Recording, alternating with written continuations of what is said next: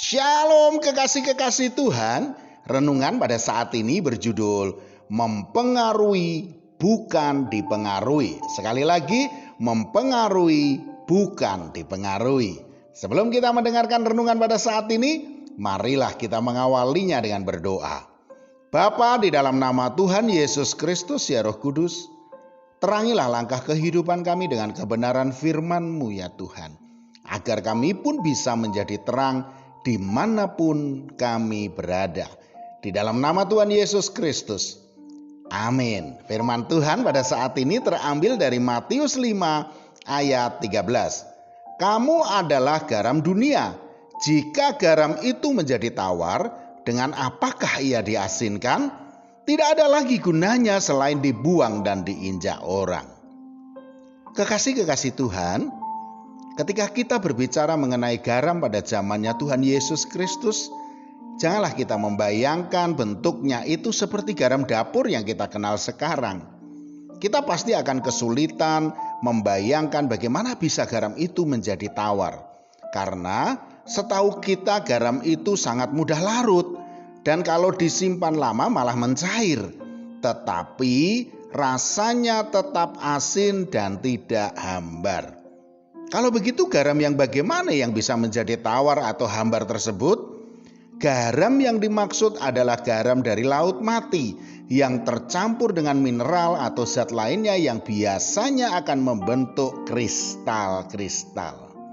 Nah, pada saat dilarutkan ke dalam air atau masakan itulah, maka bagian yang mengandung garam atau sodium klorida biasanya akan larut terlebih dahulu. Karena sering dicelupkan ke masakan itulah lama-lama kadar garamnya habis dan tinggal batunya saja yang sudah tawar atau tidak asin lagi.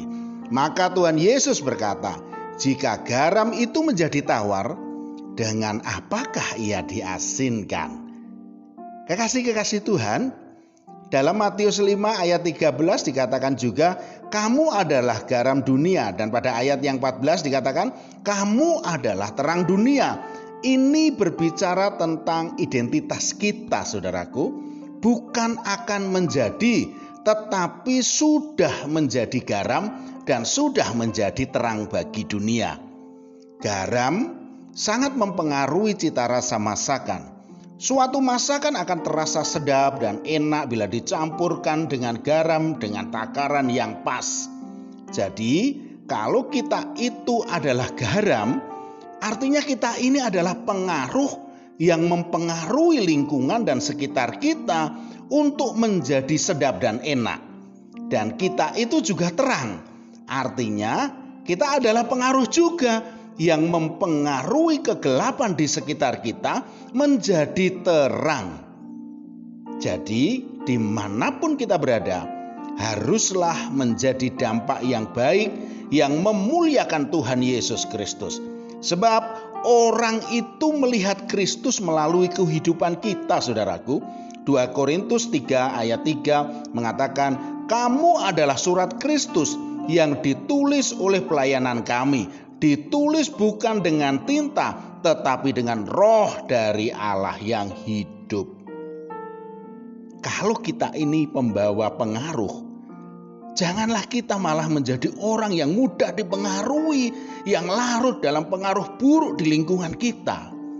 Seperti ungkapan, bagai sayur tanpa garam, hambar.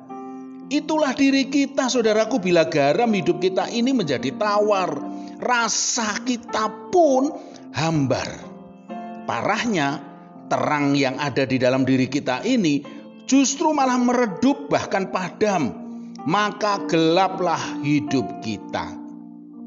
Itulah sebabnya dikatakan, bangunlah hai kamu yang tidur dan bangkitlah dari antara orang mati dan Kristus akan bercahaya atas kamu. Efesus 5 ayat 14. Saudaraku, tetaplah menjadi garam yang menggarami dan terang yang menarangi, yang mempengaruhi dan bukan dipengaruhi, sehingga melalui kehidupan kita nama Tuhan Yesus Kristus dipermuliakan. Amin. Mari kita berdoa.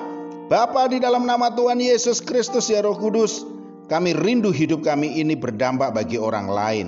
Untuk itu pakailah hidup kami ini sebagai alat-Mu dan menjadi kepanjangan tangan-Mu untuk kemuliaan nama-Mu. Dalam nama Tuhan Yesus Kristus.